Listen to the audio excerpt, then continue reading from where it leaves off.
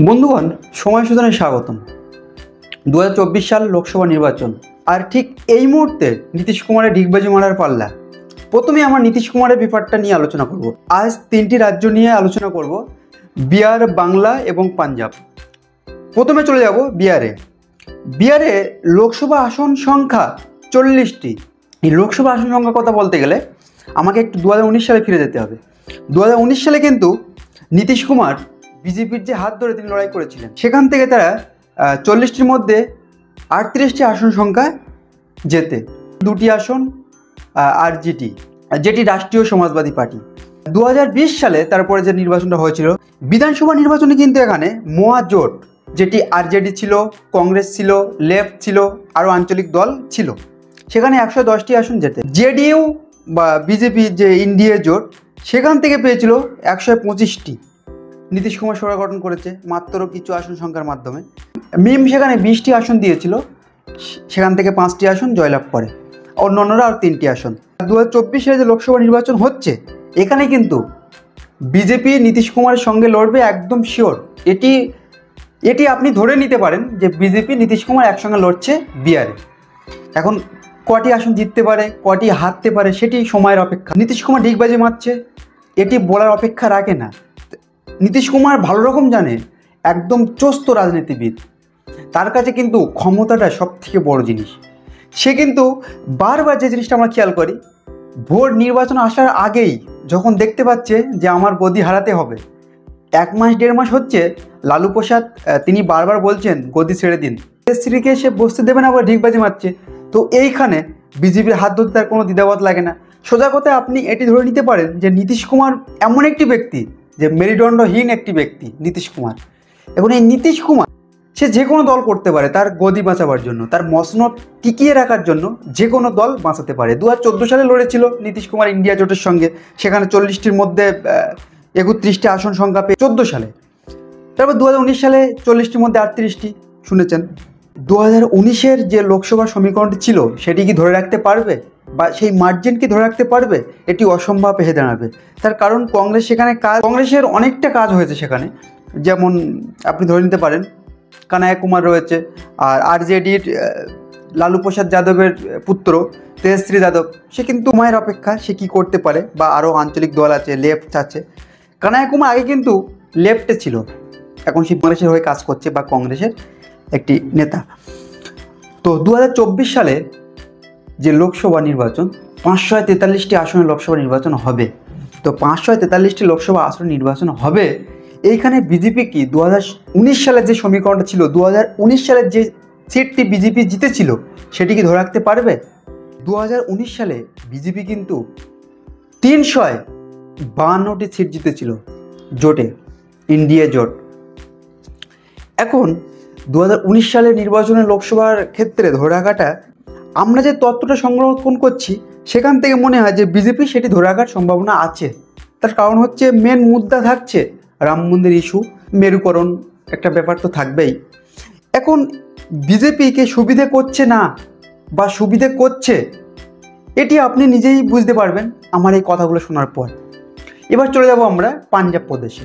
পাঞ্জাব প্রদেশে কিন্তু কংগ্রেসকে হারিয়ে সেখানে আপ ক্ষমতায় আছে। পাঞ্জাব প্রদেশে 117টি বিধানসভা আসনের মধ্যে 92টি আসন সংখ্যা তারা সংখ্যাগরিষ্ঠ পেয়ে পাঞ্জাবের মুখ্যমন্ত্রী আছেন আপের থেকে। এখন এইখানে একটা জিনিস আপনি খেয়াল করবেন, যেহেতু এটি লোকসভা নির্বাচন আর বিধানসভা নির্বাচন দুটি কিন্তু সমীকরণ আলাদা হয়। তার কারণ হচ্ছে আপনি একটু ভেবে এখানে দেখতে পারবেন, বাংলার ক্ষেত্রে যেটি হয়, বিধানসভাটা হয়েছিল 2021 সালে, আর লোকসভা নির্বাচন তার আগে যে হয়েছিল 2019 সালে, সেখানে আপনি একটু মার্জিনটা দেখুন। 42টির মধ্যে 18টি আসন বিজেপি পায়।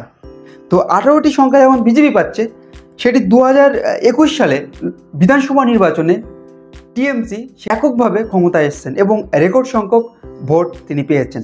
লোকসভা বিধানসভার নির্বাচনটা পারস্পরিক পার্থক্যসূচিত আছে, এটি নিশ্চিত। এখন পাঞ্জাবের যে ব্যাপারটা হচ্ছে, পাঞ্জাবে কিন্তু আপ 2019 সালে মাত্র 1টি সিট জিতেছিল। পাঞ্জাবের লোকসভা আসন সংখ্যা 13টি, সেখানে আপ পেয়েছিল 1টি। সেখানে আপের থেকে কংগ্রেসের ফলাফলটা অনেকটা ভালো এবং লোকসভার নিরিখে। এখন আপনি হয়তো বলবেন যে আপ ওখানে ক্ষমতায় এসছে, এবার আপ 13টির মধ্যে 10টি পেয়ে যাবে, পেলে এটি ভালো। তবে আমাদের যে ধারণাটা হচ্ছে পাঞ্জাবে কিন্তু বিজেপির ফায়দা হচ্ছে। তার কারণ হচ্ছে সেখানে ত্রিমুখী লড়াই হবে। ত্রিমুখী লড়াই যখন সেখানে হবে, কংগ্রেস থাকবে এবং আপ থাকছে, বিজেপি থাকছে। তো কংগ্রেস কিছু ভোট মার্জিন নেবে, তার স্বাভাবিক অবস্থা, তাদের একটা পপুলারিটি আছে, রাহুল গান্ধীর একটা পপুলারিটি আছেই। সেখানে খুব রিসেন্টলি সেখানে হেরে গেছে, সেখানে একটা বড় মার্জিন ভোট পাবে রাহুল গান্ধী। আর আপ কিছু ভোট তো নিশ্চয়ই পাবে, যেহেতু ক্ষমতা সরকার আছে, কিছু এলাকা তো দখল করে নিয়েছে। বিজেপির সংখ্যা সেখানে কিন্তু বাড়তে পারে। আর হরিয়ানার কথা বললে মাত্র একটি আসন, সেটা তো বিজেপির আছেই। পাঞ্জাবে 100% আপনি ধরে নিতে পারেন যে আপ বিজেপির ফায়দা করে দিচ্ছে। তার কারণ হচ্ছে আপনি দিল্লিতে নির্বাচন হলে বিধানসভা ইলেকশনে আপ এককভাবে ক্ষমতা লাভ করে, সেখানে তো 52টি আসন আপ সেখানে ক্ষমতা আছে। লোকসভার নিরিখে 2019 সালে ভেবে দেখুন, 7টির মধ্যে 6টি আসন বা 7টি বলে নিতে পারেন ওটি বিজেপি পেয়েছিল। উত্তর দিল্লি থেকে দক্ষিণ দিল্লি এবং শাহিন ভাই কিছু ভোট মার্জিন বিজেপির কম ছিল, তো তা সত্ত্বেও সব কিছু মিলিয়ে কিন্তু বিজেপির ফায়দা করে দিয়েছিল আপ। এখানে পরিষ্কার হয়ে জানাচ্ছে লোকসভাটা বিজেপির হাতে ছাড়ছে, বিধানসভাটা বিজেপি আপের ছেড়ে দিচ্ছে। এটি আপনারা দেখতেই পাচ্ছেন। আপ কিন্তু প্রথম থেকেই বিজেপি ঘনিষ্ঠ এবং বিজেপি জোটেই ফার্স্ট মুখ্যমন্ত্রী হয়েছিল আপ, এটি আপনারা জানেন। সমস্যার কারণে তিনি মুখ্যমন্ত্রী পদ ইস্তফা দিয়ে দেয়, উপনির্বাচন সেখানে হয়, আপ সেখান থেকে সংখ্যাগরিষ্ঠ পেয়ে ক্ষমতায় এসেছিল। এখন আপ সেখানে ফায়দা করছে, এটা বলার বাহুল্য, বলার অপেক্ষা রাখে না। আপ দিল্লিতেও বিজেপির ফায়দা করছে, পাঞ্জাবেও ফায়দা করছে, আর আঞ্চলিক যে রাজ্যে একটা সিট দিতে পারে বলে সম্ভাবনা আছে, সেখানে কিন্তু বিজেপির ফায়দা হবে। এবার আমরা চলে যাব বাংলাতে।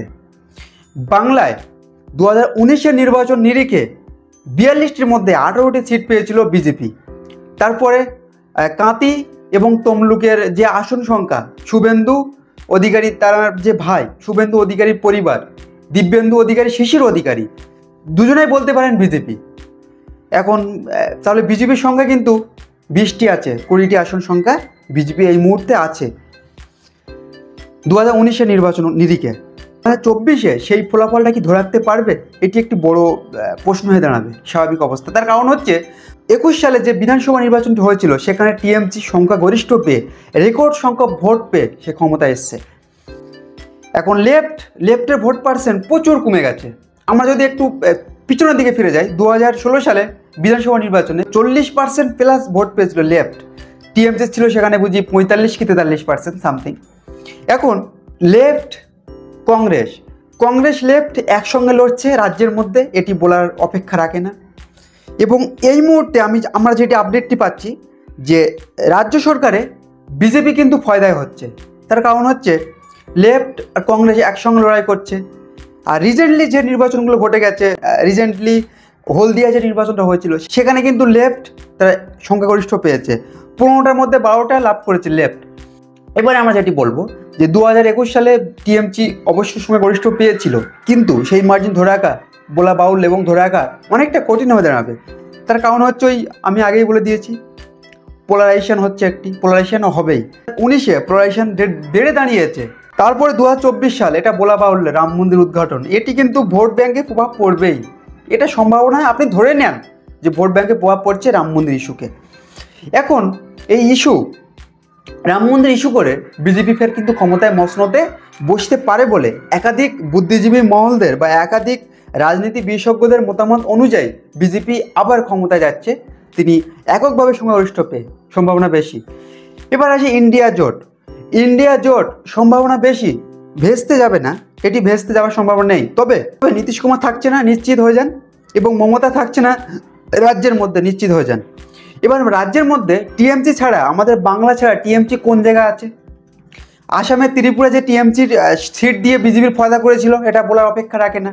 আসামে ত্রিপুরা বিজেপির টিএমসি সিট দিয়েছিল, সেখানে তাদের ভোয়াডুবি হয়ে গেছে, জিততেই পারলো না। এবং গোয়ার দিকে যে টিএমসি একটু তৎপর চালিয়েছিল, সেখানে কিন্তু টিএমসির পুরো ভোরাডুবি।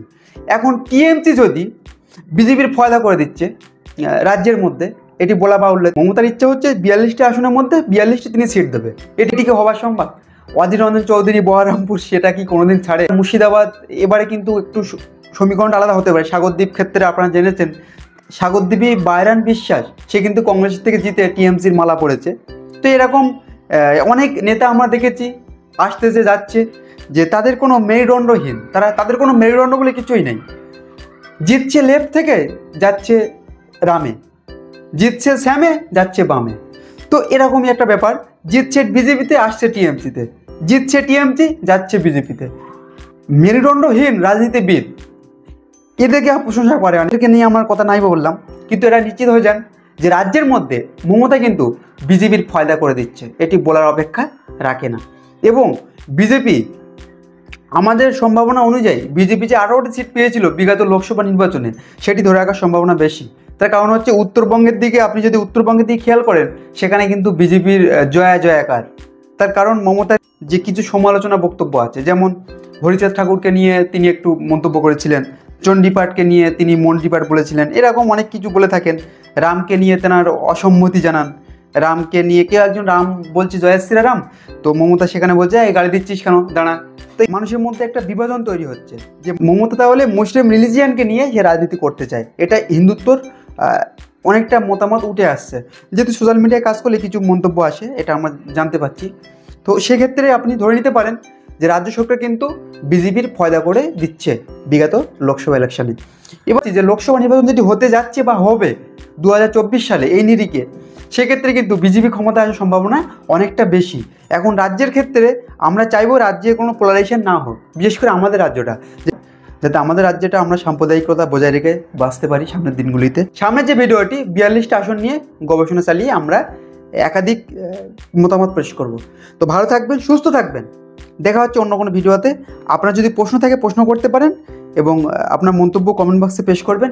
এছাড়া চ্যানেলে যদি নতুন হয়ে থাকেন, যদি ভিডিওটি ভালো লেগে থাকে, যদি মন চায় চ্যানেলটি সাবস্ক্রাইব করবেন এবং শেয়ার করতে ভুলবেন না।